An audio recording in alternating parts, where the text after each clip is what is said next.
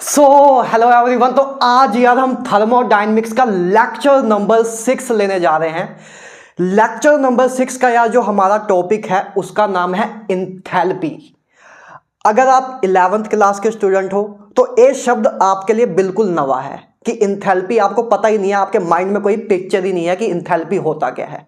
और अगर आप ड्रॉप ईयर में हो या 12th क्लास में हो फिर आपको इंथैल्पी शब्द आपने सुना होगा लेकिन इतना डेप्थ में नहीं गए होगे जितना आज हम जाएंगे।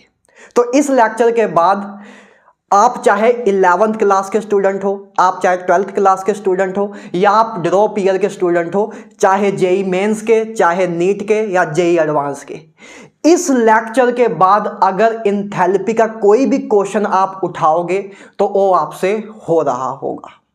ठीक बात है। बिल्कुल बेसिक से शुरू करके बिल्कुल आगे तक चलेंगे इस लेक्चर में। तो शुरू करते हैं। थर्मोडायनेमिक्स का यार आपका आज लेक्चर नंबर 6 है। तो आप सभी को good morning, good afternoon and good evening. तो शुरू करते हैं। सबसे पहले बात करते हैं कि इंथैल्पी होती क्या है, उसको समझना शुरू करते हैं। ठीक बात है। लिखो पहले एक दो बेसिक 2-4 लाइनें लिख लो कि पन्ने भर जाए, कुछ है ना। 4-5 लाइनें लिख लो कि हल्का फुल्का समझ भी आ जाए और 2-4 पन्ने भी भर जाए। उसके बाद थोड़ा डेप्थ में चलते हैं। लिखो क्या पढ़ना है आज हमें? आज हमें पढ़ना है इंथैल्पी। इंथैल्पी पहली बात तो इंथैल्पी को कैपिटल एच से डोनेट करते हैं। किससे डोनेट करते हैं? कैपिटल एच से। इंथैल्पी को कैपिटल एच से डोनेट करते हैं। एक टर्म है थर्मोडायनेमिक्स की, एक टर्म है जिसको एच से डोनेट करते हैं। अभी आपको कुछ भी आइडिया ना हो मे बी कि इंथैल्पी होता क्या है, क्या काम है इसका। अगर आप 11th क्लास में हो, आपने शब्द भी पहली बार सुना होगा मे बी आज। हाँ, हालांकि लेक्चर नंबर 2 में हल्की सी बात कर चुके थे जब हम एक्सटेंसिव एंड इंटेंसिव प्रॉपर्टीज देख रहे थे, लेकिन फिर भी इंथैल्पी वर्ड आपके लिए बिल्कुल नवा है। इसको अब तोड़ना शुरू करते हैं, इसको समझना शुरू करते हैं, इसे इंट्रो करना शुरू करते हैं और इससे मोहब्बत करना शुरू करते हैं। चलो, तो सबसे पहले एक लाइन लिखो। इट इज पहले लिख लो फिर समझाता हूं। It is one of the state function. It is one of the state function of thermodynamics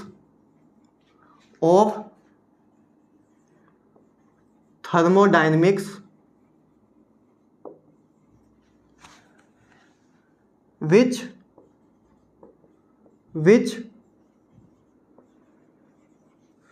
takes into account internal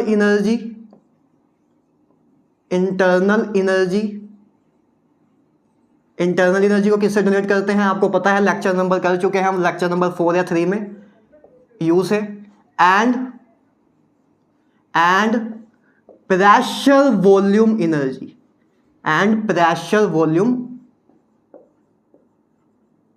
pressure volume means PV energy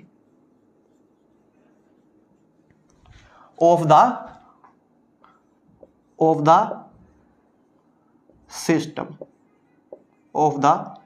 system। क्या है? एक इंथैल्पी कुछ नहीं है, जस्ट थर्मोडायनेमिक्स का एक अनदर स्टेट फंक्शन है। जैसे आपके पास अलग अलग स्टेट फंक्शन थे, है ना। आपके पास इंटरनल एनर्जी थी, ये भी आपका एक स्टेट फंक्शन था। कि जो बस स्टेट फंक्शन क्या होते थे, जो कि इनिशियल और फाइनल पोजीशन पे ही डिपेंड करते थे, पाथ पे डिपेंड नहीं करते थे। अगर आप कंगारू की तरह कूद के सीधा इस लेक्चर में नहीं आए हो, स्टार्टिंग से अभी तक आए हो, लेक्चर नंबर 1, 2, 3, 4, 5 देख के आए हो, फिर आपको कोई दिक्कत नहीं आ रही होगी। अगर कंगारू की तरह कूद के आए हो तो वापस जाओ, लेक्चर 1 से ही शुरू करो, तभी वो बात बनेगी जो मैं देना चाहता हूं। क्लियर है बात? अच्छा, तो स्टेट फंक्शन हमने देखा था कि थर्मोडायनेमिक्स में कुछ टर्म्स होती हैं, जिनको कुछ को स्टेट फंक्शन बोलते हैं, कुछ को पाथ फंक्शन बोलते हैं। पाथ फंक्शन आपके सिलेबस में दो ही थे, एक हीट और एक वर्क। बाकी सारे जितने भी थे वो आपके स्टेट फंक्शन थे, जैसे enthalpy, internal energy, potential energy, entropy, जितनी भी सारी टर्म्स हैं ये सारे हमारे स्टेट फंक्शन थे। तो इंथैल्पी भी आपका बस एक थर्मोडायनेमिक्स का स्टेट फंक्शन है जो दो चीज़ों को अकाउंट में लेता है, दो चीजों को अकाउंट में लेता है। एक है आपकी इंटरनल एनर्जी और एक है आपकी pressure volume energy, that means PV energy. PV means work, है ना, P pressure multiply volume equal to work, और work is a form of energy, है ना। तो पीवी एनर्जी इसको हमने बोल दिया, ठीक बात है। अच्छा, अभी थोड़ा सा और समझ आएगा, अभी थोड़ा सा और समझ आएगा। आगे लिखो एक line, the sum of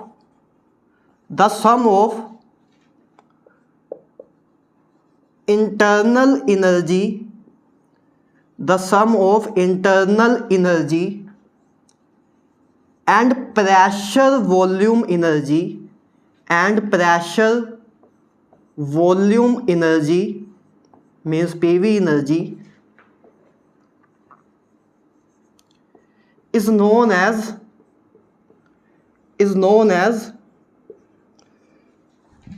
enthalpy. कहाँ लिखें? इज नोन एज, इधर लिख देते हैं, is known as enthalpy, capital H. क्या बोला मैंने? The sum of internal energy and pressure volume energy is known as a enthalpy, is known as a enthalpy. Means enthalpy आपकी बराबर होती है sir U plus P V के, U plus P V के। ए है आपकी पहली बात तो इंथैल्पी। क्या है? इंथैल्पी एक स्टेट फंक्शन है सर थर्मोडायनेमिक्स का, जो कि टेक इनटू अकाउंट करता है internal energy and pressure volume energy को। And enthalpy is a sum of internal energy and pressure volume energy. अगर internal energy and pressure volume energy का sum कर दे तो आपके पास एक नवी चीज निकल के आती है जिसको हम बोलते हैं इंथैल्पी, जिसको हम बोलते हैं इंथैल्पी। बात क्लियर है सर? ठीक बात है। ये पहली बात तो थर्मोडायनेमिक्स की एक टर्म की बात है जिसको हम बोलते हैं इंथैल्पी। अच्छा, आपने इंटरनल एनर्जी वाले लेक्चर में देखा था, जो हम तीसरा या चौथा लेक्चर लेके हटे थे, उसमें हमने देखा था कि एक बात हमने की थी कि इंटरनल एनर्जी की एब्सोल्यूट वैल्यू डिफाइंड नहीं है, कि आप इंटरनल एनर्जी की एब्सोल्यूट वैल्यू नहीं निकाल सकते। आप सर हमेशा चेंज इन इंटरनल एनर्जी ही निकालते थे, ये आप देख चुके हो पहले ही। इसी तरह इंथैल्पी की भी आपकी एब्सोल्यूट वैल्यू नहीं हम निकाल सकते, उसमें भी चेंज इन इंथैल्पी ही हमेशा निकालते हैं। लिख लो एक बात, प्यारी सी बात, इधर ही लिख लो, it is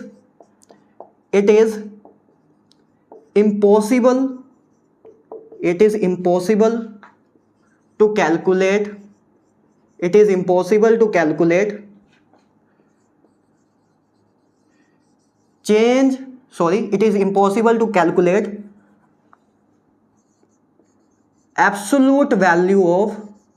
absolute value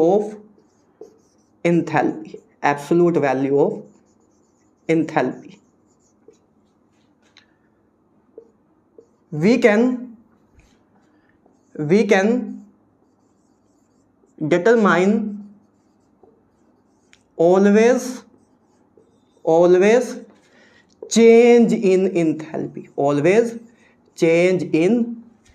enthalpy, हम इंथैल्पी की सर एब्सोल्यूट वैल्यू कभी भी नहीं फाइंड कर सकते, हम हमेशा चेंज इन इंथैल्पी को ही फाइंड करते हैं। दैट मीन्स डेल्टा एच को ही फाइंड करते हैं। डेल्टा डिनोट करता है चेंज को एंड एच हमारी इंथैल्पी है, तो हम हमेशा सर चेंज इन इंथैल्पी ही निकालते हैं।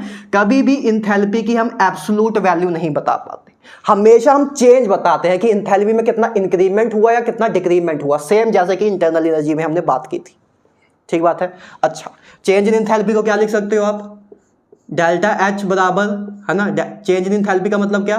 Final enthalpy minus initial enthalpy, है ना, final enthalpy minus initial enthalpy.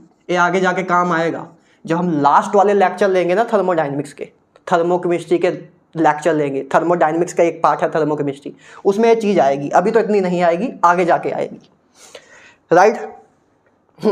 इतनी बात क्लियर है कि इंथैल्पी क्या होता है, एक अनदर स्टेट फंक्शन होता है थर्मोडायनेमिक्स का, जो internal energy and pressure volume energy को टेक इनटू अकाउंट करता है। इंथैल्पी हमारी internal energy and pressure volume energy का सम होता है। इंथैल्पी की हम एब्सोल्यूट वैल्यू फाइंड नहीं कर सकते, जैसे कि हमारी इंटरनल एनर्जी में नहीं कर सकते थे। हम हमेशा इंथैल्पी में चेंज निकालते हैं कि इंथैल्पी में चेंज कितना आया है, उसको ही निकालते हैं। इतनी बात अभी तक हमने की है, ठीक बात है इधर तक। चलो इधर तक लिख लिया हो तो इसको लिख लो, स्क्रीनशॉट लेना स्क्रीनशॉट ले लो, आगे बढ़ते हैं। इरेज कर दूं? चलो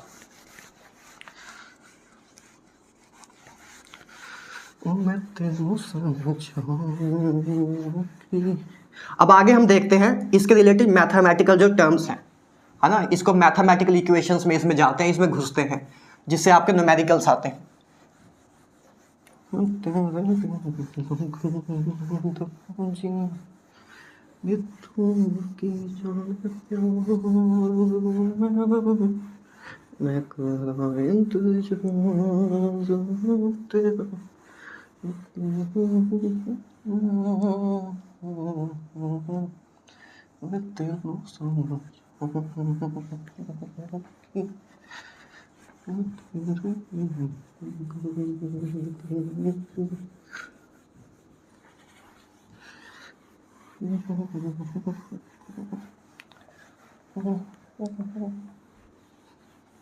हाँ जी। अभी तक आप क्या पढ़ चुके हो सर? अभी तक आप ये देख चुके हो कि H बराबर होता है आपका U प्लस PV के, और H आपकी, जिसमें आपकी एक नवी टर्म आपके पास आई जिसको हम बोलते हैं, आज से हम क्या बोलेंगे प्यार से, इंथैल्पी। प्यार से ही बोलेंगे, सॉफ्ट में, इंथैल्पी, राइट। अच्छा, इसकी कुछ बातें लिख लेते हैं, दो चार जो आपको चीज़ें इसमें लिखनी चाहिए। पहली बात, it is a state function. It is a state function. A sir एक स्टेट फंक्शन है, दैट मीन्स ओ वैल्यू, मतलब स्टेट फंक्शन क्या होते हैं, वो चीज़ें जिनकी वैल्यू जो सिर्फ इनिशियल एंड फाइनल पोजीशन पे ही डिपेंड करती हैं, राइट। जैसे कि हम कर चुके हैं उसमें भी, इंटरनल एनर्जी में भी, और लेक्चर नंबर 2 में भी। जैसे कि आपका एक लेट से एक कर्व है, पीवी कर्व है, इसमें एक बार आप इधर से ऐसे जा रहे हो, एक बार इधर से ऐसे जा रहे हो, याद आ रहा है कुछ? याद आ रहा है कुछ? नोट्स में लिखा होगा, लेक्चर नंबर 2 में भी ये बात हम कर चुके हैं। एक बार मान लो ऐसे जा रहे हो, ए आपकी मान लो इनिशियल पोजीशन थी, है ना, ए आपकी क्या थी, ए आपकी इनिशियल पोजीशन थी, और ए आपकी सर थी लेट से फाइनल पोजीशन, ए आपकी फाइनल पोजीशन थी। एक बार आप इनिशियल पोजीशन से फाइनल पोजीशन इस पाथ के अलोंग जा रहे हो, एक बार इस पाथ के अलोंग जा रहे हो, एक बार इस पाथ के अलोंग जा रहे हो। तो आप किसी भी पाथ के अलोंग जाओ, अगर आपका कोई स्टेट फंक्शन है तो स्टेट फंक्शन की वैल्यू हमेशा सेम रहती है, पाथ पे डिपेंड नहीं करती है। क्यों? क्योंकि जैसे चेंज इन इंथैल्पी की बात करें, चेंज इन इंथैल्पी की बात करें तो O बराबर है H final minus H initial. Change in enthalpy सिर्फ हमारी final position and initial position पे डिपेंड करती है सर। अब अगर मैं चाहे पाथ 1 से जाऊं, चाहे इस रास्ते से जाऊं, चाहे सीधा जाऊं, चाहे नीचे से जाऊं, मैं किसी भी पाथ के अलोंग जाऊं, लेकिन मेरी इनिशियल और फाइनल पोजीशन अगर सेम है तो HF माइनस HI सेम रहेगा, that means change in enthalpy same रहेगी। दैट मीन्स इंथैल्पी हमारा एक स्टेट फंक्शन है, जो कि means initial and final position पे ही डिपेंड करती है, पाथ पे नहीं डिपेंड करती। पाथ पे सिर्फ दो ही चीजें डिपेंड करती थी आपकी, एक वर्क और एक आपकी हीट। एक वर्क, एक आपकी हीट। क्लियर बात है ना? इस केस में वर्क ज़्यादा होगा, क्योंकि फर्स्ट के केस में वर्क ज़्यादा होगा। क्यों? क्योंकि एरिया अंडर कर्व ज़्यादा होगा, है ना। 3 के केस में वर्क सबसे कम होगा, क्योंकि इसके केस में एरिया अंडर कर्व सबसे कम होगा, है ना। अरे यार, इसका एरिया इतना ही है, इसके केस में एरिया अंडर कर्व इतना ही आएगा, इस केस में पूरा एरिया आएगा, है ना। तो इस केस में वर्क डन ज़्यादा होगा। इसी तरह हीट भी आपकी बात कर सकते हैं। क्लियर है? तो पहली बात, it is a state function. पहली चीज़ तो ये है कि एक स्टेट फंक्शन है। दूसरी बात, it is an extensive property. ये सर क्या है? एक एक्सटेंसिव प्रॉपर्टी है। इसके बारे में भी डिटेल में हम बात कर चुके हैं लेक्चर नंबर 2 में। It is an extensive property. Extensive property क्या होती थी? हाँ, जो कि डिपेंड करती थी क्वांटिटी पे, है ना, डिपेंड करती थी क्वांटिटी या मास ऑफ ए सब्सटेंस पे, राइट। जैसे कि हमारा मास, वॉल्यूम, ये सारी चीजें डिपेंड करती थी। और इंटेंसिव प्रॉपर्टी होती थी जो कि इंडिपेंडेंट होती थी क्वांटिटी के, जैसे कि डेंसिटी हमारी इंटेंसिव प्रॉपर्टी थी, है ना। चाहे आप एक लोटा पानी ले लो, एक बाल्टी पानी ले लो, एक टब पानी ले लो, कोई जितना भी क्वांटिटी ऑफ पानी लोगे, हर एक पानी में डेंसिटी 1 ही होगी। चाहे मैं एक लोटा पानी ले लूँ, उसकी डेंसिटी निकालूँ, वो भी 1 होगी। मैं एक टब पानी ले लूँ, उसमें से डेंसिटी निकालूँ पानी की, तब भी 1 होगी। तो मीन्स पानी की जो डेंसिटी है, मीन्स किसी भी चीज़ की जो डेंसिटी है वो अमाउंट ऑफ सब्सटेंस पे डिपेंड ही नहीं कर रही है। दैट मीन्स वो एक इंटेंसिव प्रॉपर्टी है। और एक्सटेंसिव और इंटेंसिव के बारे में ज़्यादा डिटेल में पढ़ना है, अगर आप सीधा कूद के आए हो तो जाओ लेक्चर नंबर 2 में पढ़ सकते हो, और जो देख के आए हो उनकी तो कोई बात ही नहीं। अच्छा, तो it is an extensive property. एक एक्सटेंसिव प्रॉपर्टी है। क्यों एक्सटेंसिव प्रॉपर्टी है? वैसे तो मैंने उधर बताया ही था, है ना, कि क्यों एक्सटेंसिव प्रॉपर्टी है, इंथैल्पी क्यों एक्सटेंसिव प्रॉपर्टी है। लेकिन इधर से भी आप देखो तो इंटरनल एनर्जी आपकी एक्सटेंसिव प्रॉपर्टी है ना। तो यार जैसे जैसे अमाउंट ऑफ सब्सटेंस बढ़ाओगे वैसे वैसे इंटरनल एनर्जी आपकी बढ़ेगी, और जैसे जैसे आप अमाउंट ऑफ सब्सटेंस बढ़ाओगे वॉल्यूम भी आपका बढ़ेगा। मतलब जैसे जैसे अमाउंट ऑफ सब्सटेंस बढ़ाओगे वैसे वैसे इंटरनल एनर्जी बढ़ेगी, और वैसे वैसे वॉल्यूम भी बढ़ेगा। तो ये दोनों चीज़ें बढ़ेंगी तो ये भी बढ़ेगा, है ना। ये दोनों चीजें बढ़ेंगी तो ये भी बढ़ेगा। दो एक्सटेंसिव प्रॉपर्टी का जो सम होता है वो हमेशा एक एक्सटेंसिव प्रॉपर्टी ही देता है, और दो एक्सटेंसिव प्रॉपर्टीज की रेशो हमें इंटेंसिव प्रॉपर्टी देती थी। ये बहुत इंपॉर्टेंट पॉइंट लिखाया था लेक्चर नंबर 2, राइट।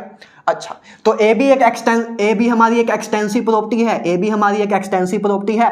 दो एक्सटेंसिव प्रॉपर्टीज का सम हमेशा एक एक्सटेंसिव प्रॉपर्टी ही होता है। That means enthalpy is also an extensive property. हालांकि ये दोनों चीजों के बारे में बात हम लेक्चर नंबर 2 में पहले ही कर चुके हैं, एंथैल्पी को लेके भी, ठीक बात है। अच्छा, इधर बस वापस एक बार हमने मजबूती रखी और एक बार वापस देख लिया। अच्छा, अब H आपका बराबर होता है U प्लस PV के। अब आपको पता है सर हम हमेशा चेंज ही निकालते हैं, तो मतलब डेल्टा H की वैल्यू लिखें, हम हमेशा चेंज इन एंथैल्पी निकालते हैं। तो इस इक्वेशन को अगर चेंज के फॉर्म में लिखें तो H बराबर है U प्लस PV के। तो हम ये लिख सकते हैं कि डेल्टा H बराबर है delta U plus delta PV के। ठीक बात है सर, ये बात हम लिख सकते हैं। क्लियर है? अच्छा, तो इसको और थोड़ा सिंप्लीफाई करके लिखे तो ऐसे लिख सकते हैं कि डेल्टा U प्लस PV के प्रोडक्ट का चेंज, मतलब V2 minus V1 P1 V1, ऐसे लिख सकते हैं, है ना। P2 माइनस P1 V1, है ना। प्रोडक्ट PV के प्रोडक्ट का चेंज है, तो ए फाइनल, ए मान लो इनिशियल है, तो इन दोनों का चेंज ऐसे भी लिख सकते हैं, राइट। तो डेल्टा H आपका बराबर इसके आ गया। पहली बात तो ए एक इक्वेशन जो कि हमेशा ट्रू होगी। ए इक्वेशन तो ऑलवेज ट्रू। कोई भी कंडीशन हो, कोई भी दुनिया में चीज हो, उसमें ए इक्वेशन हमेशा ट्रू होगी, ऑलवेज ट्रू। डेल्टा H बराबर delta U plus P2 V2 minus P1 V1, ये आपकी चेंज इन एंथैल्पी की पहली इक्वेशन है। अच्छा, अब अगर मैं बात करूं लेट्स से आइसोकोरिक प्रोसेस के लिए एंथैल्पी चेंज क्या होगा। आइसोकोरिक प्रोसेस, तो आइसोकोरिक प्रोसेस में क्या होता है, वॉल्यूम आपका कांस्टेंट होता है। आइसोकोरिक प्रोसेस में वॉल्यूम आपका कांस्टेंट होता है। अभी पिछले लेक्चर में बात करके हटे हैं, है ना। अभी हम पिछले लेक्चर में ही बात करके हटे। अच्छा, आइसोकोरिक प्रोसेस में वॉल्यूम कांस्टेंट होता है। इस साइड में चलो आइसोबारिक भी एक साथ ही लिख देता हूं, और आइसोबारिक प्रोसेस की बात करते हैं। आइसोबारिक प्रोसेस में क्या होता है सर, आइसोबारिक, बार आपकी प्रेशर की यूनिट है, दैट मीन्स इसमें प्रेशर आपका कांस्टेंट रहता है। ये सारी बातें हम पहले ही कर चुके हैं, कोई भी नई चीज नहीं पढ़ रहे। अच्छा, तो एक केस में सर आपका वॉल्यूम कांस्टेंट है, आइसोबारिक के केस में आपका प्रेशर कांस्टेंट है। तो इस केस आइसोकोरिक प्रोसेस के लिए डेल्टा H की वैल्यू क्या होगी। देखो, आइसोकोरिक प्रोसेस के लिए आपका वॉल्यूम कांस्टेंट रहता है, मतलब वॉल्यूम आपका कांस्टेंट ही है। तो क्या देखो आपके पास इक्वेशन निकल के आएगी, डेल्टा H बराबर delta U plus delta P into V, delta P into V. क्या ये इक्वेशन निकल के आएगी, क्योंकि वॉल्यूम तो आपका कांस्टेंट ही है, तो वॉल्यूम अगर कांस्टेंट हो तो डेल्टा से बाहर ही आ जाएगा, तो बस डेल्टा पी ही बचेगा। इसी तरह से अगर प्रेशर कांस्टेंट है आपका आइसोबारिक के केस में, तो इधर क्या आएगा, डेल्टा एच बराबर डेल्टा यू, और अगर प्रेशर आपका कांस्टेंट है तो प्रेशर डेल्टा से बाहर आ जाएगा, P delta we, P delta we. क्या है, दो इक्वेशन मॉडिफाई होकर ऐसे आएंगी कि आइसोबारिक प्रोसेस के लिए इक्वेशन आपकी ये हो जाएगी कि डेल्टा एच बराबर delta U plus P delta we, है ना। ए आपकी स्टैंडर्ड इक्वेशन थी जो कि हमेशा सही है, ए वाली इक्वेशन हमेशा सही है, हमेशा। ए वाली इक्वेशन कब सही है, जब प्रेशर आपका कांस्टेंट हो। ए वाली इक्वेशन आपकी कब सही है, जब वॉल्यूम आपका कांस्टेंट हो, राइट। क्योंकि जब आपका वॉल्यूम कांस्टेंट होगा तो ये वी आपका वॉल्यूम कांस्टेंट है, तो मींस उसको डेल्टा से बाहर निकाल सकते हैं, तो डेल्टा से बाहर आएगा तो डेल्टा के अंदर पी ही रह जाएगा। और इस केस में आपका प्रेशर कांस्टेंट है, तो मींस प्रेशर कांस्टेंट है मतलब प्रेशर को बाहर निकाल सकते हैं, मतलब डेल्टा सिर्फ वी पे आएगा। तो दैट मींस कि डेल्टा एच बराबर है delta U plus P delta V के। आपका प्रेशर जब कांस्टेंट रह रहा है दैट मींस आइसोबारिक प्रोसेस के केस में, और आइसोकोरिक प्रोसेस में वॉल्यूम कांस्टेंट रहता है, तो दैट मींस उस केस में डेल्टा एच बराबर होगा delta U plus delta P into V के, डेल्टा पी इंटू वी के। ठीक बात है। ये दो आपके पास इक्वेशन निकल के आई, जिसमें से सबसे ज्यादा यूज आपकी ए वाली इक्वेशन होती है। ए वाली इक्वेशन सबसे ज्यादा यूज होती है। क्यों ये सबसे ज्यादा यूज होती है, इसके पीछे भी एक कंसेप्ट है। जब मैं आपको इनऑर्गेनिक कराऊंगा, पी ब्लॉक जैसी चीजें, पी ब्लॉक डी ब्लॉक, उसमें बहुत सारी रिएक्शंस आती हैं, या ऑर्गेनिक भी जब कराऊंगा, तो जो रिएक्शंस होती है ना, मोस्ट ऑफ जो केमिकल रिएक्शन होती हैं वो एक पर्टिकुलर टेम्परेचर पे होती हैं, कि इस पर्टिकुलर टेम्परेचर और इस पर्टिकुलर प्रेशर पे ही इस रिएक्शन को कराओ तो सबसे ज्यादा क्वांटिटी में हमें प्रोडक्ट मिलेगा। इसको हम केमिकल किनेटिक्स में भी पढ़ेंगे, केमिकल किनेटिक्स एक चैप्टर है उसमें पढ़ेंगे, राइट, कि किस टेम्परेचर पे सबसे मैक्सिमम यील्ड होती है किसी भी रिएक्शन में। मैक्सिमम यील्ड का मतलब क्या, कि किस रिएक्शन में हमें सबसे ज्यादा आउटपुट मिलता है, और आउटपुट हमारा क्या होता है, प्रोडक्ट होता है। तो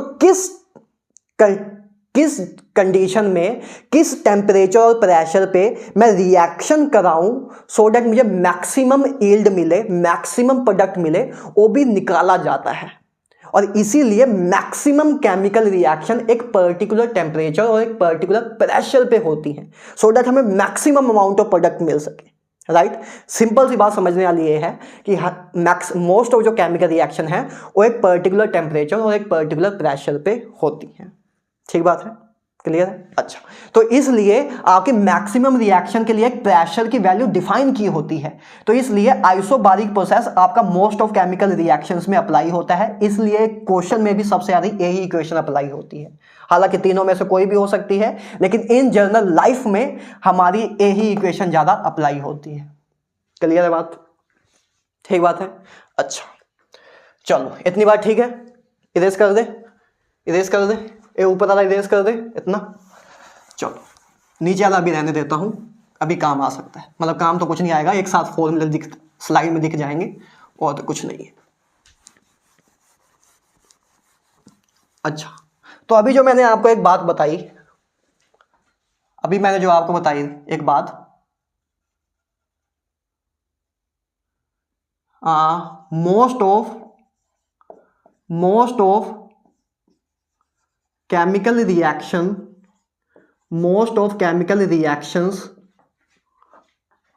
occur at constant pressure and temperature। एक लाइन मैंने आपको लिखा है कि मोस्ट ऑफ जो केमिकल रिएक्शन है वो एक कांस्टेंट प्रेशर और टेम्परेचर पे अकर होती है। तो उस केस में देखो क्या है, उस केस में क्या है आपको सर पता है, अगर आपकी ये आपकी आइडल गैस इक्वेशन है कि पीवी बराबर एनआरटी, ये आपकी एक आइडल गैस इक्वेशन है, ये आपकी आइडल गैस इक्वेशन है। तो अगर आपका प्रेशर कांस्टेंट है, अगर आपका प्रेशर कांस्टेंट है, वॉल्यूम चेंज हो रहा है, वॉल्यूम चेंज हो रहा है, तो पी डेल्टा वी बराबर होगा नंबर ऑफ मोल, है ना। आपका टेम्परेचर कांस्टेंट है, इस केस में भी टेम्परेचर तो कांस्टेंट है, आर कांस्टेंट ही है आपका। तो अगर वॉल्यूम चेंज हो रहा है तो नंबर ऑफ मोल ही चेंज होंगे, नंबर ऑफ मोल ही चेंज होंगे। देखो समझे क्या बोल रहा हूं, ये आपकी आइडल गैस इक्वेशन है, पीवी बराबर एनआरटी के, राइट। पीवी बराबर एनआरटी की आपकी आइडियल इक्वेशन है। मैंने क्या बोला कि मैक्सिमम केमिकल रिएक्शन जो होती हैं वो कांस्टेंट प्रेशर और कांस्टेंट टेम्परेचर पे होती हैं। तो अगर इक्वालिटी के इस साइड देखूं तो प्रेशर तो आपका कांस्टेंट है, मतलब चेंज इधर आएगा, मींस पी डेल्टा वी इधर लिख देंगे। इधर आपका टेम्परेचर कांस्टेंट है इक्वालिटी के उस साइड, तो आर भी कांस्टेंट है, तो इधर चेंज इधर करना पड़ेगा, है ना। मतलब दो जगह में डेल्टा आ सकता है कि पी डेल्टा वी बराबर होगा डेल्टा एन आर टी के। और इसको और थोड़ा प्रिसाइसली बोलो तो इधर delta N G R T होता है, delta N G R T, क्योंकि ये गैसियस आइडल गैस इक्वेशन के लिए लिख रहे हैं, है ना, गैस इक्वेशन के लिए लिख रहे हैं। तो डेल्टा एन जी आपका क्या है, डेल्टा एन जी आपका है, डेल्टा एन जी आपका है number of gaseous product, number of gaseous product minus number of moles of gaseous product minus number of moles of gaseous reactants. ए होता है आपका डेल्टा एन जी, ए होता है आपका डेल्टा एन जी। अभी देखते हैं इसको और डिटेल में, ठीक बात है। ठीक है, तो मतलब P डेल्टा V के लिए P डेल्टा V को हम रिप्लेस कर सकते हैं डेल्टा NGRT से, मतलब P डेल्टा V को हम रिप्लेस कर सकते हैं डेल्टा NGRT से। तो क्या आपकी इक्वेशन बन जाएगी डेल्टा H की, कि डेल्टा H बराबर आ जाएगा delta U plus delta NGRT। तो एक आपकी ये चेंज इन इंथैल्पी की एक और इक्वेशन निकल के आ गई, एक और इक्वेशन निकल के आ गई, राइट। मींस जब आपका प्रेशर कांस्टेंट हो और गैसियस रिएक्टेंट्स आपके गैसियस रिएक्टेंट या प्रोडक्ट आपके किसी केमिकल रिएक्शन में है, तब आप ए इक्वेशन भी लगा सकते हो। ए इक्वेशन क्या हमेशा ट्रू होगी? नहीं, ए इक्वेशन हमेशा ट्रू नहीं होगी। कहां ट्रू होगी फिर? ए हमें उधर ही ए वाली हमेशा सही होगी, ए वाली हमेशा सही होगी, ऑलवेज ट्रू। ए कहां यूज होगी? ए या कहां सही होगी, कहां गलत होगी? ए आइडल गैस, पहली बात तो ए इक्वेशन जब आपकी आइडल गैस हो तभी यूज होगी, आइडल गैस हो, रियल गैस में अप्लाई नहीं होगी, क्योंकि आप आइडल गैस इक्वेशन लगा के फॉर्मूला ड्राइव कर रहे हो। रियल गैस में अप्लाई नहीं होगी, आइडल गैस में ही अप्लाई होगी, राइट। आइडल गैस हो एंड कांस्टेंट प्रेशर हो, and constant pressure, constant pressure की इक्वेशन को ही हमने अप्लाई की है। तो जब आइडल गैस हो और कांस्टेंट प्रेशर हो तब वाली ये इक्वेशन अप्लाई होगी आपकी, ठीक बात है। तो ये बात आपको दिमाग में रखनी है, क्लियर है, कि डेल्टा एच बराबर है डेल्टा यू, और बहुत क्वेश्चन आते हैं इससे, डेल्टा एच बराबर है delta U plus delta N G R T से। डेल्टा एन जी बराबर है number of gases product minus number of gases reactant. उसको समझते हैं क्या होता है। पहली बात तो ए आपकी डेल्टा एच की काफी सारी इक्वेशंस है, मेन इक्वेशन ये है, सारी इसी इक्वेशन से सारी चीजें डराइव हुई हैं, इसी इक्वेशन से सारी चीजें डराइव हुई है कि H आपको पता था U प्लस पीवी के बराबर है, तो डेल्टा H बराबर होगा delta U plus delta PV का प्रोडक्ट के। तो इससे आपकी ये इक्वेशन आई। फिर आपने आइसोकोरिक प्रोसेस के लिए निकाला तो ये इक्वेशन आई, आइसोबारिक प्रोसेस के लिए निकाला तो ये इक्वेशन आई। आगे आपको पता है कि most of chemical reaction constant pressure और कांस्टेंट टेम्परेचर पे अकर होती हैं, तो मींस पी डेल्टा वी आपका डेल्टा एनजीआरटी के बराबर आता है। तो that means A equation he modify होके ए भी बन सकती है ना। ए इक्वेशन हम कब अप्लाई करेंगे या कब वैलिड होगी? जब आपकी पहली बात गैस जो है उसको हम आइडल गैस माने और कांस्टेंट प्रेशर हो उस प्रोसेस में, उस केस में चीज आपकी वैलिड होगी। क्लियर है बात? क्लियर है, ठीक है। चलो अब इसको हम देखते हैं डेल्टा एन जी। इसको मैं इरेज करता हूं, नीचे इरेज करता हूं, इसको ऊपर वाली इक्वेशन को और ध्यान से समझते हैं। इस इक्वेशन से भी बहुत क्वेश्चन आते हैं, बहुत इन सेंस कि अगर क्वेश्चन आ रहे हैं तो मीन्स आते हैं, बहुत आते हैं। आप देखोगे तो नीट और जेई में इसके रिलेटेड क्वेश्चन आपको कहीं ना कहीं तो दिखेंगे। सो देखो एक एक करके देखते हैं। देखो तीन केस बन सकते हैं। देखो डेल्टा एच और डेल्टा यू के बीच में एक रिलेशन है ना, कि डेल्टा एच बराबर है डेल्टा यू प्लस डेल्टा एनजीआरटी के। तो देखो तीन चीजें मैं पूछ रहा हूं। लेट्स मैं अगर ये पूछूं कि डेल्टा एच कब डेल्टा यू के बराबर होगा, डेल्टा एच कब डेल्टा यू के बराबर होगा, मतलब डेल्टा एच कब ग्रेटर देन डेल्टा यू होगा। लेट्स दूसरा केस है मेरा कि डेल्टा एच कब डेल्टा यू के बराबर होगा, और तीसरा केस है सर मेरा लेट्स से कि डेल्टा एच ये पूछते हैं कि डेल्टा एच कब डेल्टा यू से लेस होगा। ये 3 केस में बना रहा हूं सर कि 3 चीजें हो सकती हैं, या तो डेल्टा एच डेल्टा यू से कम हो सकता है, या डेल्टा एच डेल्टा यू के बराबर हो सकता है, या डेल्टा एच डेल्टा यू से कम हो सकता है। अब कब कौन सी चीज होगी, कब किस केस में डेल्टा एच डेल्टा यू के बराबर हो, डेल्टा एच डेल्टा यू से ग्रेटर होता है, किस केस में डेल्टा एच और डेल्टा यू बराबर होते हैं, और किस केस में डेल्टा एच कम होता है डेल्टा यू से, उसके बारे में बात करते हैं। देखो अगर पहली बात सिंपल वाले की बात करें, डेल्टा एच कब डेल्टा यू के बराबर होगा, डेल्टा एच कब डेल्टा यू के बराबर होगा, जब वाली टर्म 0 हो। डेल्टा एच बराबर होगा डेल्टा यू के जब आपकी ए वाली टर्म 0 हो, जब ये 0 हो जाएगी तभी तो डेल्टा एच डेल्टा यू के बराबर होगा। तो ए 0 कब होगा, आर तो आपका कांस्टेंट है, टेम्परेचर आपकी एक कांस्टेंट चीज है, मींस डेल्टा एन जी जब 0 होगा तभी आपका डेल्टा एच बराबर डेल्टा यू के होगा। आर और टी की वैल्यू तो कभी 0 नहीं हो सकती है ना, आर और टी की वैल्यू तो कभी 0 नहीं हो सकती। टी की वैल्यू क्योंकि केल्विन में पुट करते हैं, 0 केल्विन कभी भी हमारा रियल लाइफ में एग्जिस्ट नहीं करता है, और आर हमारी एक गैस कांस्टेंट है जिसकी वैल्यू एक फिक्स है 8.31 जूल में, और कैलोरीज में 2 कैलोरी, राइट।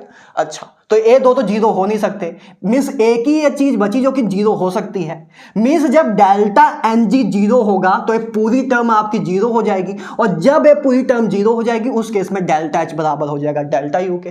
दैट मीन्स कि डेल्टा एच बराबर डेल्टा यू के कब होगा, जब डेल्टा एन जी हमारा 0 होगा। जब डेल्टा एन जी हमारा 0 होगा उस केस में डेल्टा एच बराबर होगा डेल्टा यू के, उस केस में डेल्टा एच बराबर होगा डेल्टा यू के। क्लियर बात। अच्छा, ए कब होगा, delta H greater than delta U कब होगा, जब डेल्टा एन जी की वैल्यू ग्रेटर देन 0 हो।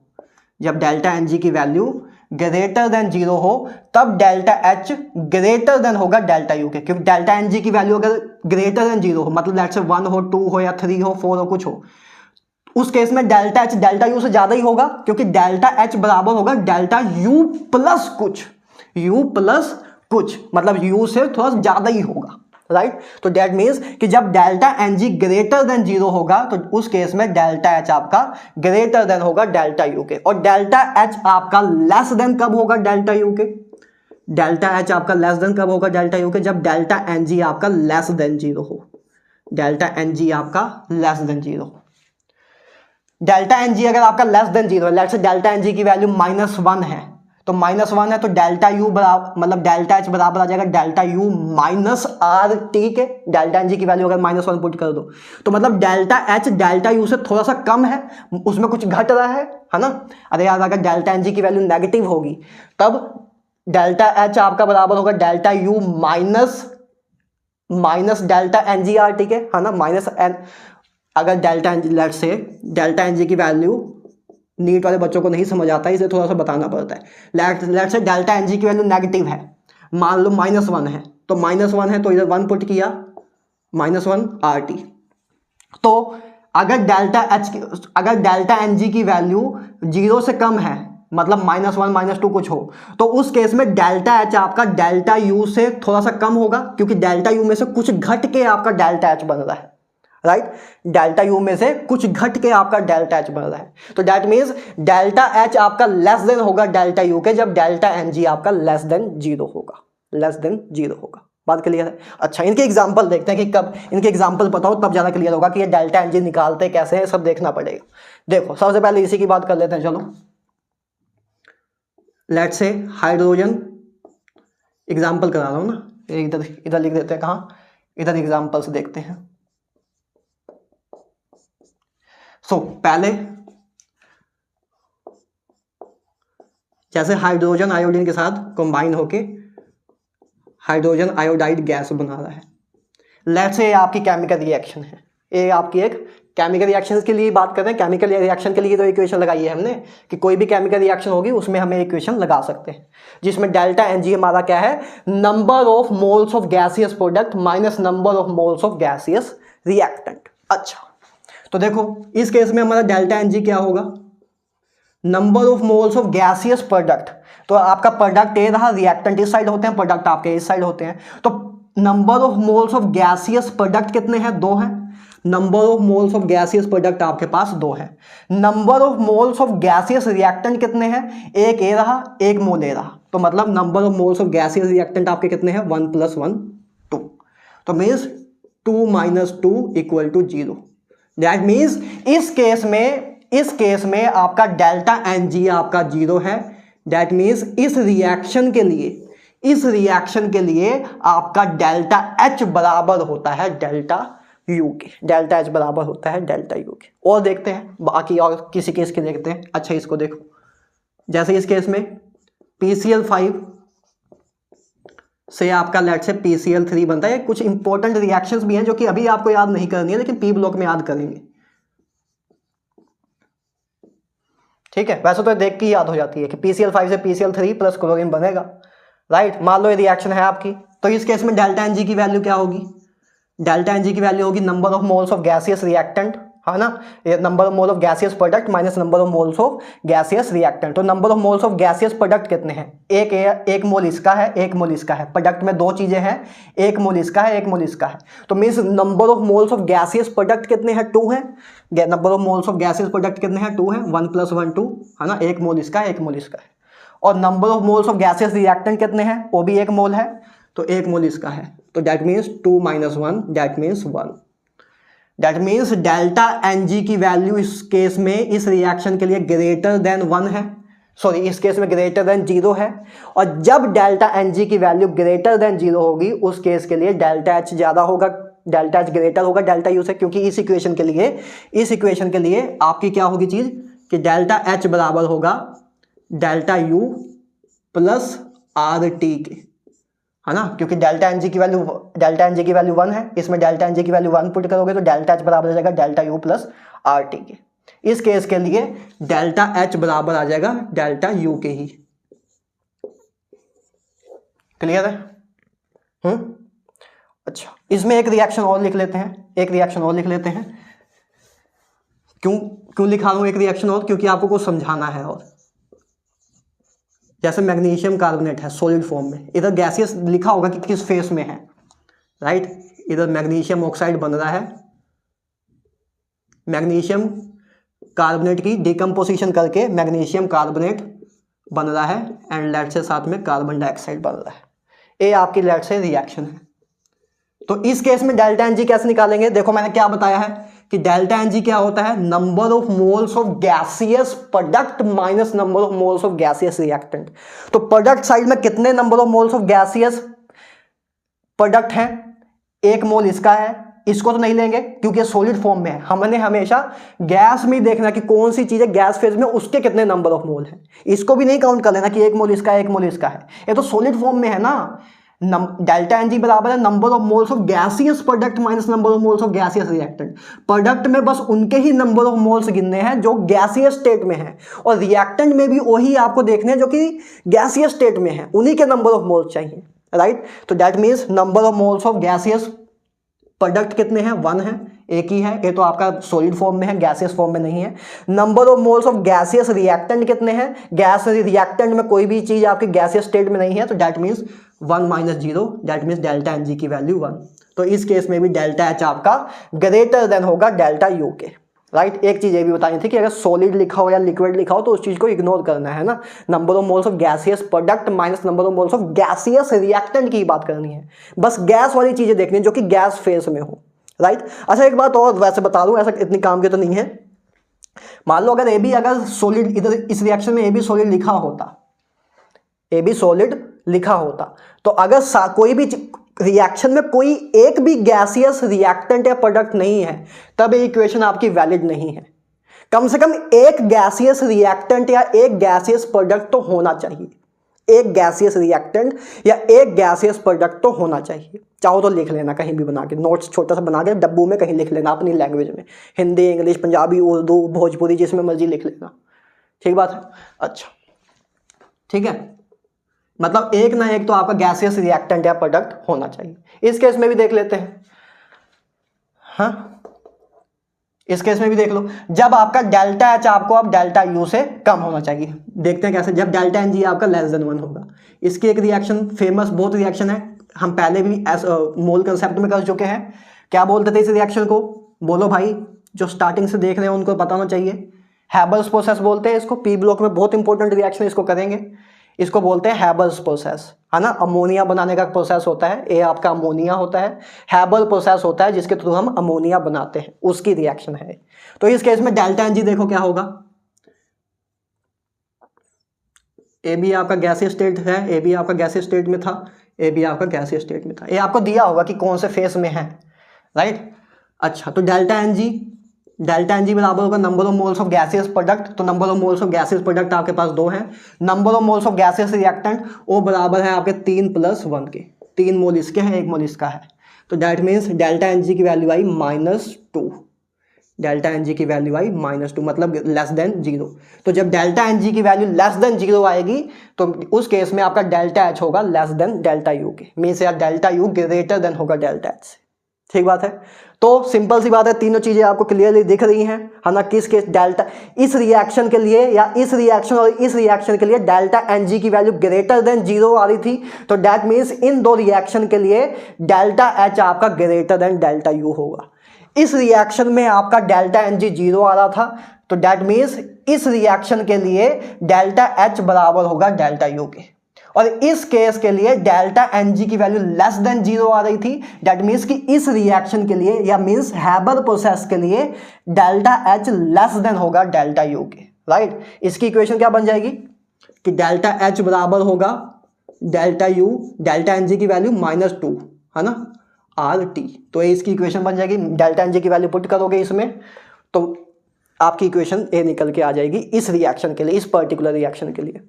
ठीक बात है, क्लियर है कि डेल्टा एनजी क्या होता है, कैसे। मैंने आपको सारी एग्जांपल्स भी दिखा दी, बहुत सिंपल सा काम है, बच्चों वाला काम है। 10वीं क्लास के बच्चे को भी कराऊंगा, 6th क्लास के बच्चे को भी समझाऊंगा, उसको भी समझ आ जाएगा, आपको भी आ गया होगा। आ गया, आप तो उनसे ज़्यादा इंटेलिजेंट ही हो, राइट। चलें आगे। चलो,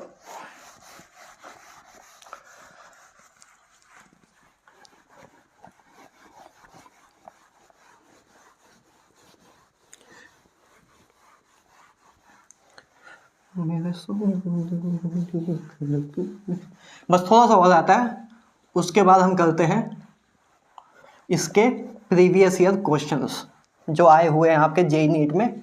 उन कुछ क्वेश्चन को देखते हैं कि आप कितना सीखे हो या मैं आपको कितना अप्लाई करना सिखा सकता हूं। मैं तो सारी सिखा दूंगा, आप कितना सीख पाओगे मैटर वो करता है। ध्यान से सुनोगे तो सीखने वाला कुछ भी नहीं बचेगा।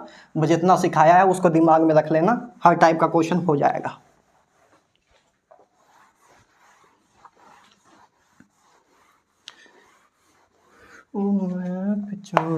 किस्मत हारा तो भी मरदा, जीवे तू मर्दी सी कह तेरे ते मरदा, एक पास समझो तेरा प्यार मेरा तेन तरसना होया नहीं।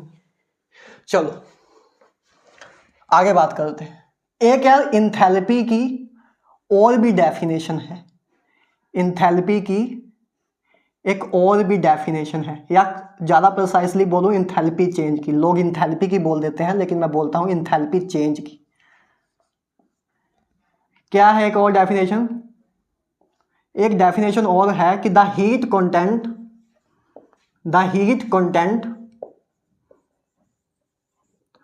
Of the system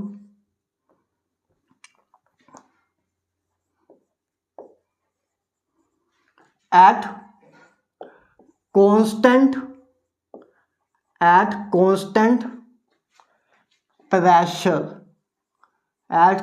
pressure is known as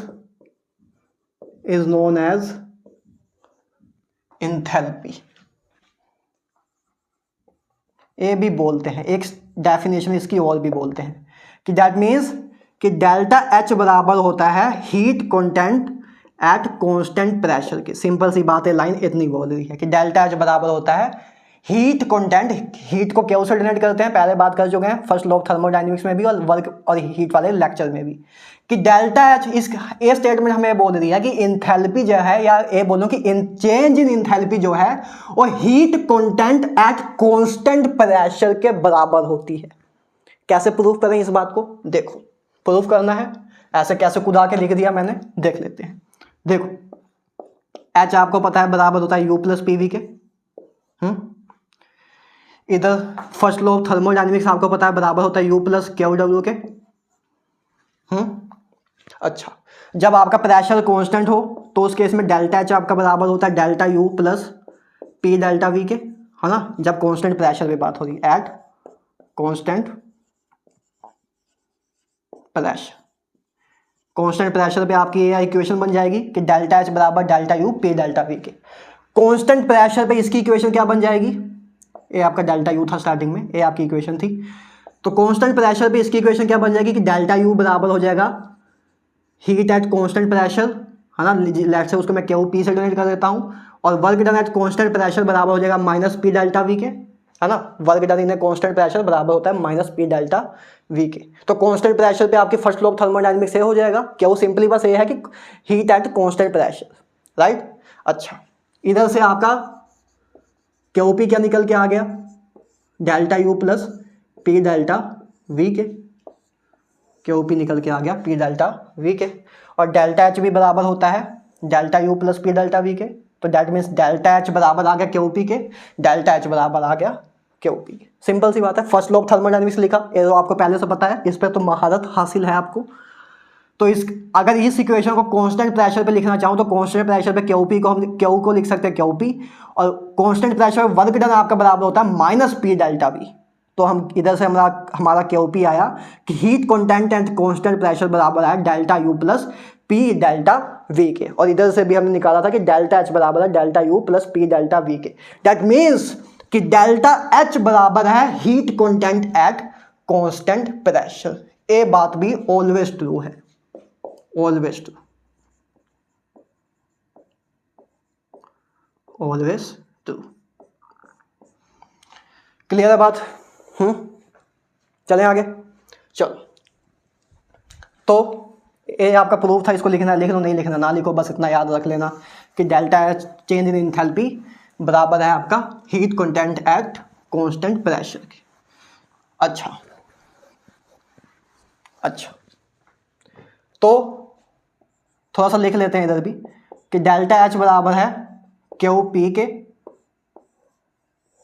और डेल्टा यू यार आपका बराबर होता है, डेल्टा यू बराबर होता है heat content at constant volume के, heat content at constant volume के।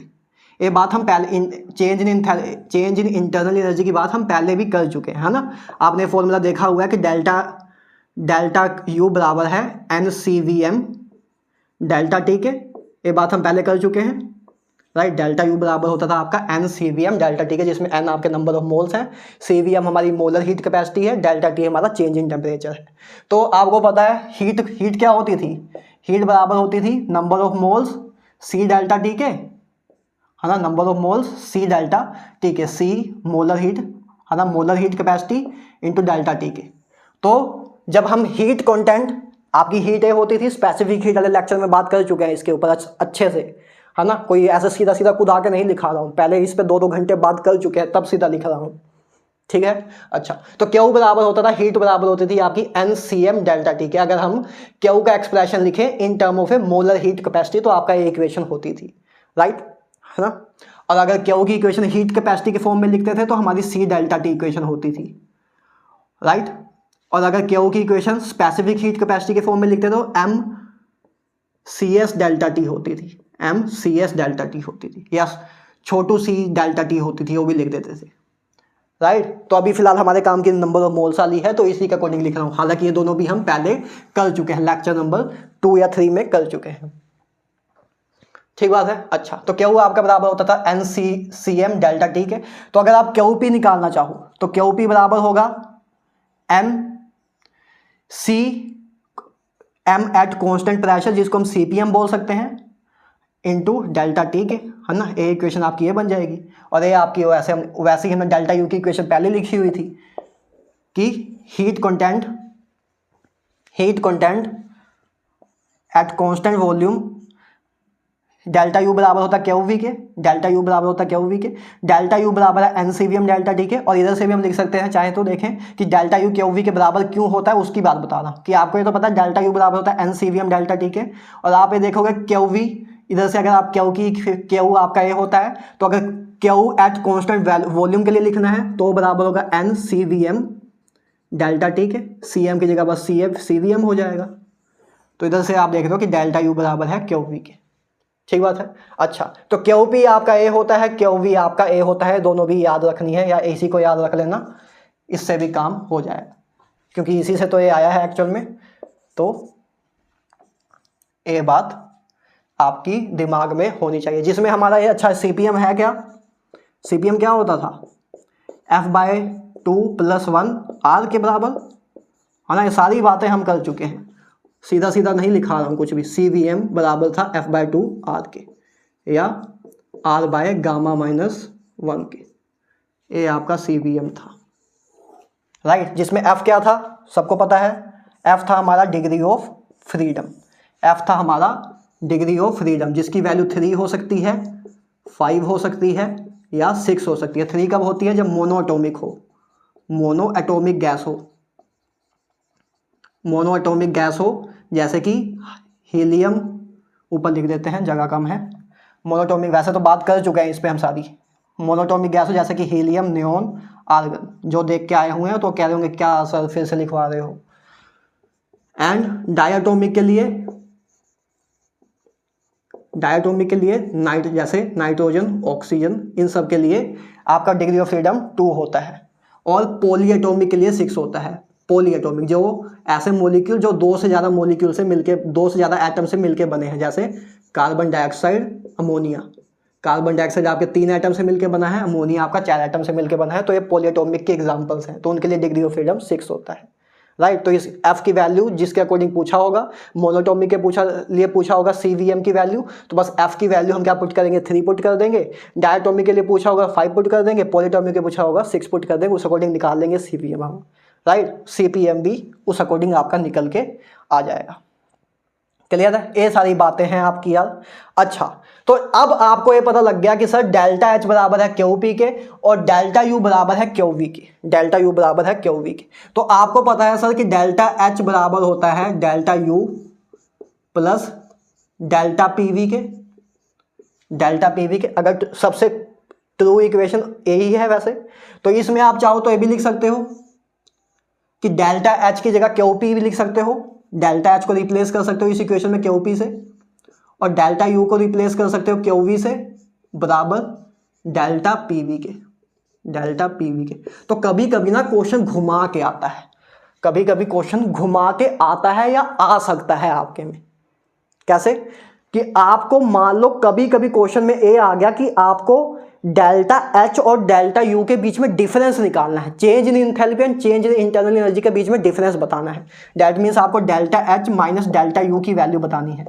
तो O बराबर होगी आपकी डेल्टा NGRT के, O बराबर होगी आपकी डेल्टा NGRT के, है ना, डेल्टा NGRT के या डेल्टा PV के, है ना। अगर आपकी कॉन्स्टेंट वाली चीज़ नहीं है तो डेल्टा PV के, यही लिखते हैं डेल्टा PV के। वो आगे जाके मॉडिफाई होके वो बन सकती है डेल्टा NGRT के, डेल्टा PV के, राइट। तो अगर आपको सीधा सीधा पूछा हो कि change in enthalpy and change in internal energy का डिफरेंस बताओ, तब तो आप आपके दिमाग में तुरंत क्लिक कर जाएगा कि अच्छा delta H minus delta U की वैल्यू निकालनी है, राइट।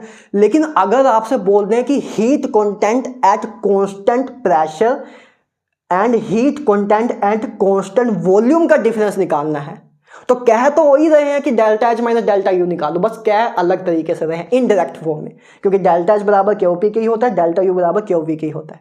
तो चाहे ये बोले कि change in enthalpy and change in internal energy का डिफरेंस निकालो, या ये बोले कि heat content at constant pressure या heat content and heat content at constant volume का डिफरेंस निकालो, तब भी सेम ही चीज आएगी, राइट। तो दोनों चीजें घुमा के भी क्वेश्चन आ सकता है। क्लियर है, क्लियर है। इसको लिख लो, इसको लिख लो, फिर अब क्वेश्चन करते हैं। सारा आपका एंथैल्पी वाला काम हो गया है।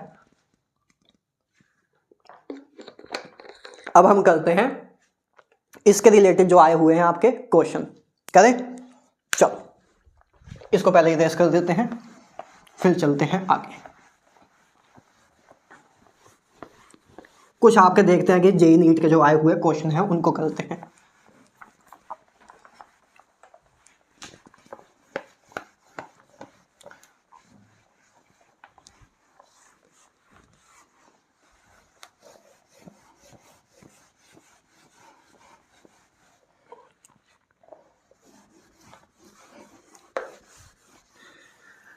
मैं कहता सी दाना करना छड़ कल्याण, पर तेरे लफ्ज़ एक रिश्ते पीछे मरनी चलिया तू, आँखों सी पर याद तेरी बिना जीना सीख गया मैं। चलो क्वेश्चन करते हैं। क्वेश्चन आपके कुछ स्क्रीन पे रखता हूँ मैं, है ना। क्वेश्चन आपके कुछ स्क्रीन पे रखता हूँ जो कि मैं अच्छे लेके आया हूँ, कुछ सिलेक्टिव, है ना, कि जिससे आपके हर टाइप के क्वेश्चन कवर हो जाएं।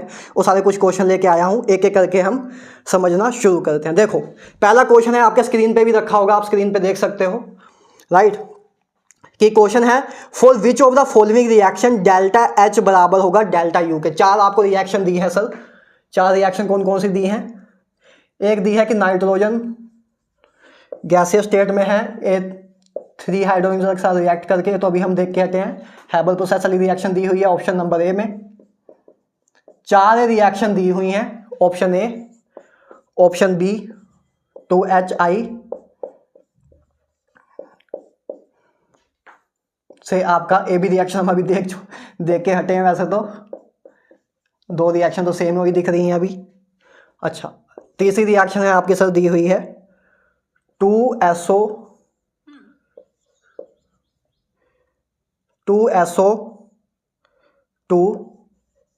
गैसियस में प्लस ऑक्सीजन गैसियस में रिएक्ट करके आपका 2SO3 बना रहा है। ये तीसरी रिएक्शन आपको दी हुई है सर।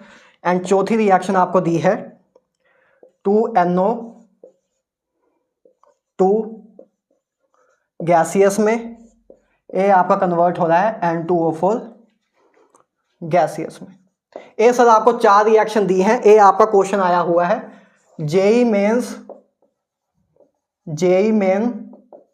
2018 में क्वेश्चन आया हुआ है, या यूपी वाले बोलते हैं 2018 में। उसमें क्वेश्चन आया हुआ है सर, आपसे पूछा कि for which of the following reaction, इन चारों रिएक्शन में से किस रिएक्शन में डेल्टा एच आपका डेल्टा यू के बराबर है। तो डेल्टा एच आपका डेल्टा यू के बराबर कब होता है सर। अभी पीछे हम बात करके हटे हैं कि जब डेल्टा एच बराबर होता है डेल्टा यू के, जब हमारा डेल्टा एन जी बराबर होता है 0 के। इधर ही बीच में लिखा था, याद है। तो जब डेल्टा एच बराबर डेल्टा एन जी हमारा 0 हो, उस केस में हमारा डेल्टा एच बराबर होता है डेल्टा यू के। तो बस इन चारों रिएक्शन में आपको ये देखना है कि किस केस में डेल्टा एन जी की वैल्यू 0 है। निकालो यार, ये तो कर सकते हो। निकाल लिया। इस केस में डेल्टा एन जी की वैल्यू अभी वैसे भी देख के हटे थे 2 - 4, तो दैट मीन्स -2। इस केस में डेल्टा एन जी की वैल्यू 1 + 1 -2, तो दैट मीन्स 0। तो ये आपका पहली बात तो ऑप्शन करेक्ट है। जिस केस में डेल्टा एन जी की वैल्यू 0 होगी, उस केस में डेल्टा एच आपका डेल्टा यू के बराबर होगा। आगे देख लेते हैं वैसे कंफर्मेशन के लिए कि और कुछ तो नहीं है। Delta N G 2 product minus gaseous, ये दोनों गैसियस में ही है, तो 2 - 2 + 1 दैट मीन्स 3, तो -1। इस केस में डेल्टा एन जी बराबर आएगा, नंबर ऑफ मोल्स प्रोडक्ट के 1 है, नंबर ऑफ मोल्स रिएक्टेंट के 2 हैं, तो दैट मीन्स -1। तो सिर्फ यही एक एग्जांपल है जिस केस में आपका डेल्टा एन जी जो है वो बराबर है 0 के। मीन्स इन चारों में से किस केस में डेल्टा एच आपका डेल्टा यू के बराबर होगा, ऑप्शन बी में, जिसको हम एज ए एग्जांपल भी कर चुके थे। वैसे तो पहले निकालने की भी जरूरत नहीं, अगर आपने पिछला रिएक्शन याद भी होती, दिमाग में होती कि अच्छा ऐसे तो हम कर चुके हैं, तो पता ही होता कि ये डेल्टा एन जी = 0 की रिएक्शन है, और उस केस में डेल्टा एच बराबर है डेल्टा यू के ही। ठीक है, तो जेईई मेंस 2018 में आया हुआ क्वेश्चन है, एकदम रद्दी सा क्वेश्चन है, आराम से आप कर सकते थे, तब तक नहीं कर सकते हो, बस क्वेश्चन ईजी ही है, देखो कुछ भी नहीं है, बस ये लेक्चर में आने की जिसके पास हिम्मत है उससे क्वेश्चन हो जाएंगे। कोई भी टॉपिक देखो मेरी बात ध्यान से सुनो, चाहे कितना भी टफ टॉपिक हो आपके जेई मेंस, जेई एडवांस या नीट की केमिस्ट्री का, अगर आप मेरे लेक्चर में आ गए हो, उसके बाद उस टॉपिक का कोई भी क्वेश्चन उठाओगे वो आपसे इजीली हो रहा होगा, इसकी जिम्मेवारी मेरी है। और अगर ना हो तो मुझे बता देना। ऐसा कभी नहीं होगा कि जो आपने मेरा टॉपिक देख लिया है उसके बाद उस रिलेटेड चाहे जेई एडवांस का क्वेश्चन भी हो वो आपसे ना हो रहा हो, सब होगा। बस जिसके पास हिम्मत है लेक्चर्स देखने की रेदर देन यूट्यूब वीडियोस देखने की रैंडम कुछ भी, या नेटफ्लिक्स देखने की, उन सब से बच के जिसके पास इतना फोकस हो कि बस वो इतनी हिम्मत कर ले कि आके लेक्चर देख ले, उसके बाद वो नहीं बोल सकता है कि जेई मेंस, नीट या जेई एडवांस टफ है। इतनी सी बात है, एक क्लियर बोल रहा हूं मैं, कोई भी नहीं बोल सकता। चाहे आप 2 लेक्चर देख के लो, मैं अगर ऐसे कोई हवा में डायलॉग मार रहा हूं तो आप 2 लेक्चर देख लो, उसके बाद क्वेश्चन प्रैक्टिस करके देख लो, आपको खुद पता लग जाएगा कि मेरी बात में कितना दम है या कितना दम नहीं है। ठीक है, चलो। तो ये पहला क्वेश्चन था जो कि आपको बताना था कि डेल्टा एच डेल्टा यू के बराबर कब होगा। उसी केस में बराबर होता है, क्या कंडीशन के लिए बराबर होता है, जब डेल्टा एन जी हमारा 0 हो, उस केस में डेल्टा एच हमारा डेल्टा यू के बराबर होता है। तो आपका ऑप्शन नंबर बी आपका करेक्ट आंसर आ गया था। सो नेक्स्ट क्वेश्चन देखते हैं। नेक्स्ट क्वेश्चन, अगला क्वेश्चन है which amongst the following option, साथ में ऑप्शन दिख देता हूं इधर, which amongst the following option is the correct relation between change in enthalpy and change in internal energy. देखो 4 ऑप्शन दिए हैं यार, एक दिया है डेल्टा एच बराबर है delta you, delta H plus delta U बराबर है डेल्टा एन जी आर के, एक है डेल्टा एच बराबर है delta U plus delta U minus delta N G R T के, डेल्टा एच बराबर delta U plus delta N G R T के, ऑप्शन नंबर सी।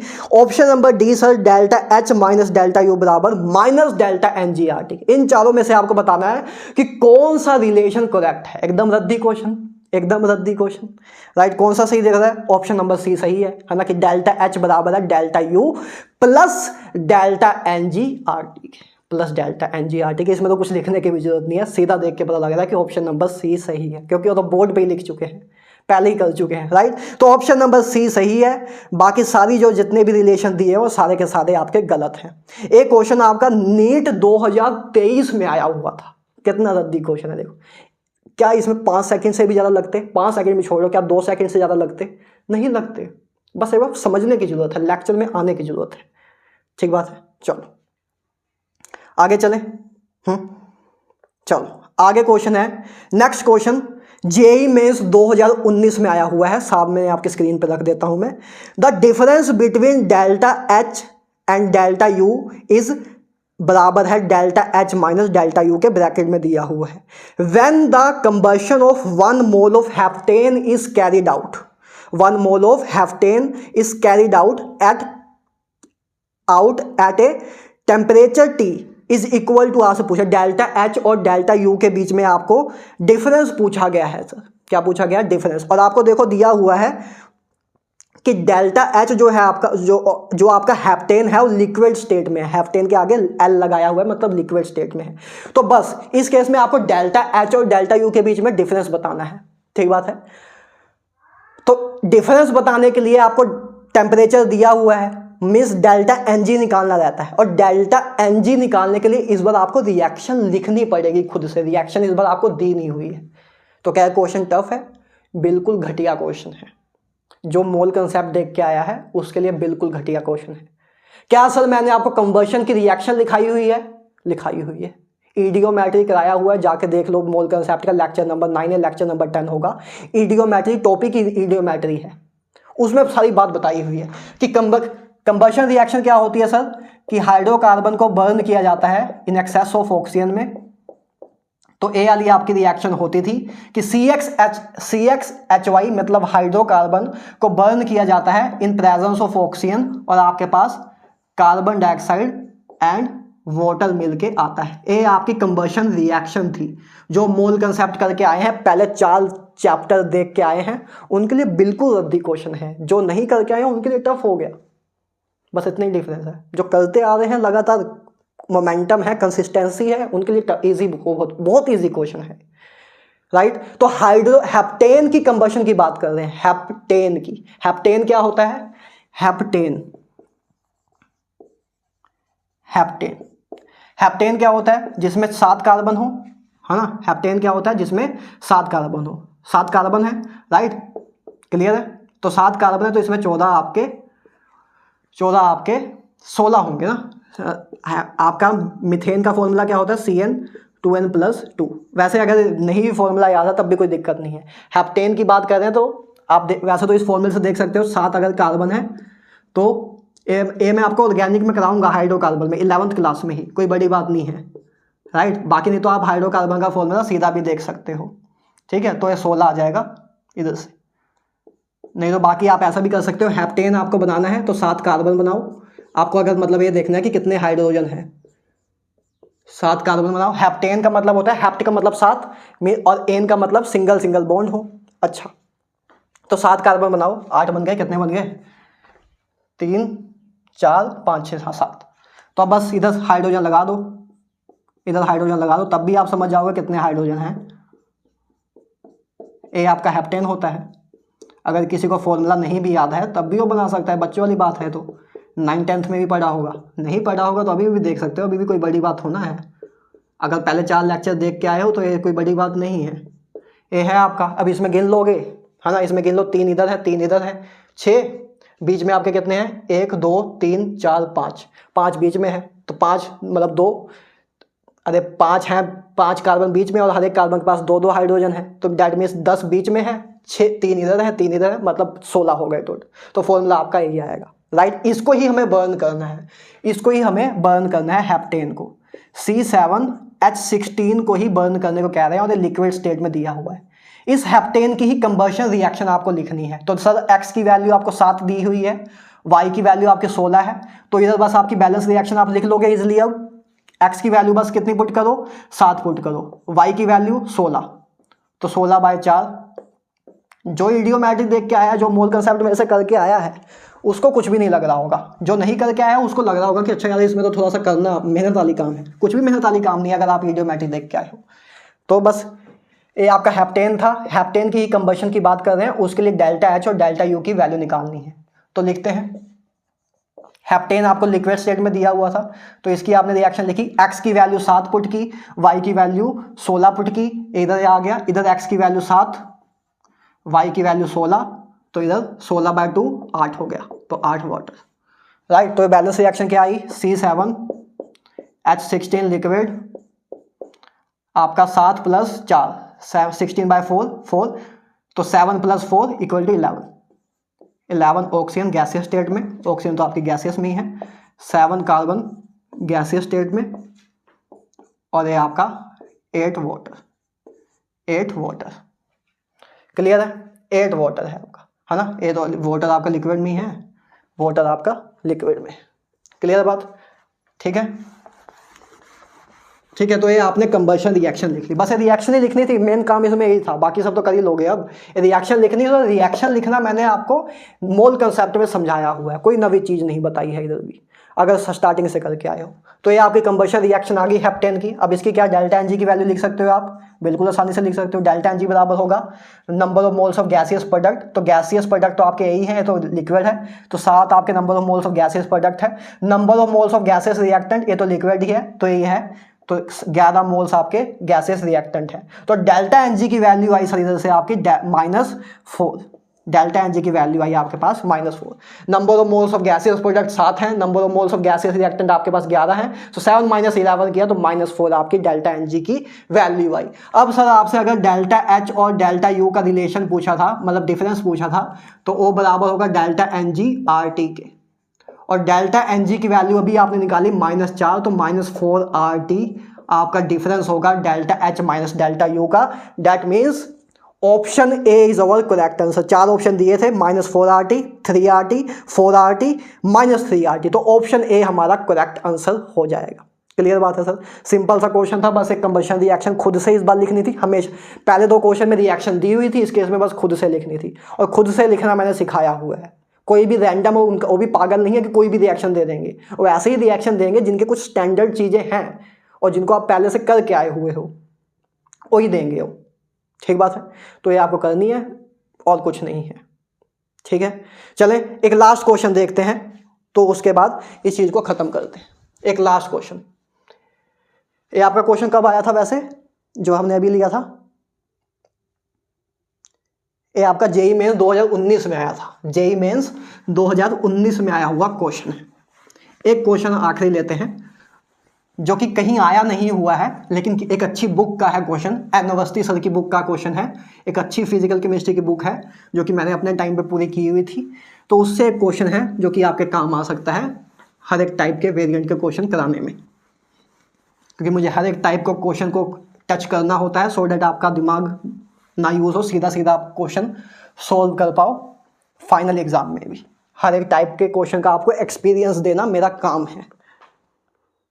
तो नेक्स्ट क्वेश्चन है,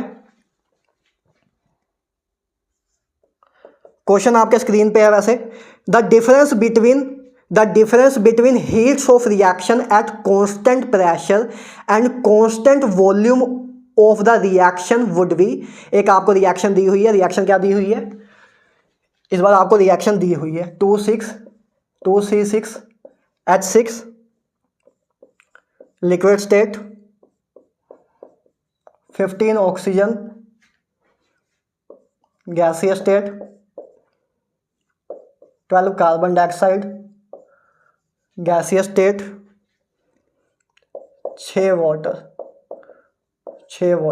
ये आपको सर एक रिएक्शन दी हुई है, क्या बोल रहे हैं आपको निकालना है sir, the difference between heat of reaction at constant pressure and constant volume of the following reaction at 25 degree Celsius in kilo joule पर मोल इन, किलो जूल में निकालना है, राइट। तो निकालते हैं, और ये ऑप्शन आपको 4 ऑप्शन दिए हैं। 4 ऑप्शन क्या क्या दिए हैं, -7.43, ऑप्शन सी -5.73, 5.72, चलो एक ही बात है। ऑप्शन बी दिया है आपको +4.72 एंड ऑप्शन डी दिया है आपको +8.43। चलो देखो आपको क्या बोला है, आपको डिफरेंस निकालना है। क्या स्टेटमेंट एग्जैक्ट लाइन क्या है, the difference between heat of reaction at constant pressure and constant volume निकालना है। Constant pressure and constant volume, heat content at constant pressure आपका क्यूपी होता है, heat content at constant volume आपका qv होता है। इन दोनों के बीच में ही सर आपसे डिफरेंस पूछा हुआ है, तो आपको पता है क्यूपी और क्यूवी बराबर तो डेल्टा NGRT के ही होता है। बात तो यही पूछी है एक तरह से, बस इनडायरेक्ट फॉर्म में पूछी है। पहले आपसे डेल्टा H और डेल्टा U का डिफरेंस पूछ रहे थे, वो भी बराबर डेल्टा NGRT के होता है, राइट। और ये आपको पता है कि ये बराबर डेल्टा H के होता है, ये बराबर डेल्टा U के होता है। तो इसमें जब ये दोनों चीज़ें पुट करोगे तो आएगा तो यही। तो चाहे डेल्टा H और डेल्टा U का डिफरेंस पूछें या डायरेक्ट फॉर्म में या इनडायरेक्टली घुमा के क्वेश्चन पूछें कि heat content at constant pressure and heat content at constant volume का डिफरेंस बताना है आपको कितना होगा, तो भी आप बता सकते हो, वो बराबर इसके होगा, राइट। अब निकाल लो, अब तो निकाल ही सकते हो डेल्टा NG की value, number of moles of gaseous product 12, number of moles of gaseous reactant 15, है ना, ये तो लिक्विड है दोनों, ठीक है। तो डेल्टा NG की वैल्यू -3 आ गई, डेल्टा NG की वैल्यू -3 आ गई। तो -3 R की वैल्यू जूल्स में निकालनी है हमें, किलो जूल में निकालना है, तो पहले जूल में निकाल लेते हैं फिर किलो जूल में कन्वर्ट कर देंगे। R की वैल्यू 8.31, राइट। टेम्परेचर आपको सर 25 डिग्री सेल्सियस दिया हुआ था क्वेश्चन में ही, एट 25 डिग्री सेल्सियस। और आपको पता है कि टेम्परेचर को हम पहले हमेशा केल्विन में कन्वर्ट करेंगे, सीधा 25 ना पुट कर देना घरों की तरह, पहले ही बता चुका हूँ पिछले लेक्चर में ही, ठीक है। तो इधर 298 आएगा केल्विन में, राइट। तो ए आंसर अब आपका जूल में आएगा, और अगर इसको हमें किलो जूल में कन्वर्ट करना है तो 1000 से डिवाइड कर देंगे, है ना। 1 किलो जूल बराबर होता है 1000 जूल के, तो ए आंसर आपका जूल में आएगा। ऊपर आपको आंसर किलो जूल में पूछा है, तो मीन्स 1000 से डिवाइड करोगे तभी तो किलो जूल में आंसर आएगा।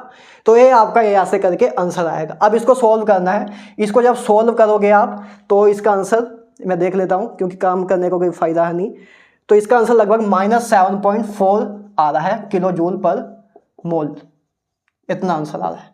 तो means option A is our correct answer. आप चाहो सॉल्व करके देख लेना, मल्टीप्लाई प्लस ही करना है। मैं वैसे ही वीडियो की ड्यूरेशन नहीं बढ़ाऊंगा, प्लस माइनस कर सकते हो, 6th क्लास से सीखते आ रहे हो।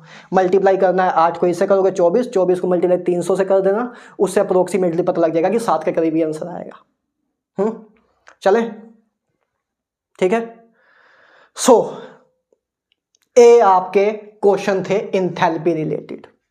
ठीक है, सारे टाइप के मैंने कोशिश की कि सारे टाइप के क्वेश्चन मैं आपको करा दूं।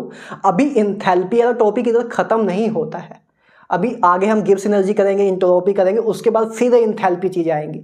कहाँ? थर्मोकेमिस्ट्री में, जब हेस लॉ करेंगे, enthalpy of formation, enthalpy of combustion, enthalpy of vaporisation करेंगे, उधर भी अभी इंथैल्पी वाली चीज़ें आएंगी। थर्मोडायनेमिक्स के पॉइंट ऑफ व्यू से चीज़ खत्म हो गई है। थर्मोडायनेमिक्स की ही एक और ब्रांच है थर्मोकेमिस्ट्री, जिसके लास्ट में हम 2-3 लेक्चर लेंगे, उनमें इंथैल्पी चीज फिर आएगी। तो अभी ये टॉपिक खत्म नहीं हुआ है, थर्मोडायनेमिक्स के पॉइंट ऑफ व्यू से खत्म हो गया है, थर्मोकेमिस्ट्री के पॉइंट ऑफ व्यू से भी बचा है। राइट, तो थर्मोडायनेमिक्स पॉइंट ऑफ व्यू से हो गया है। थर्मोडायनेमिक्स के पॉइंट ऑफ व्यू से जितने भी आपके इंथैल्पी के क्वेश्चन होंगे, चाहे वो जेई मेंस के हो, चाहे नीट के हो या जेई एडवांस के हो, उनको अब आप कर सकते हो। ये आपका होमवर्क है, उसको कर लेना, सब कुछ अपने आप ही हो जाएगा। एक लेक्चर के नोट्स को वापस रिवाइज करना, उसके बाद क्वेश्चन करना, सब अपने आप हो जाएगा। ठीक बात है। तो आज के लिए इतना ही यार, मिलते हैं नेक्स्ट लेक्चर में। नेक्स्ट लेक्चर में बात करेंगे इंट्रोपी की। राइट, मोस्ट प्रोबेबली इंट्रोपी का ही लेक्चर होगा हमारा नेक्स्ट। ठीक है, तो आज के लिए यार इतना ही। Have a good day.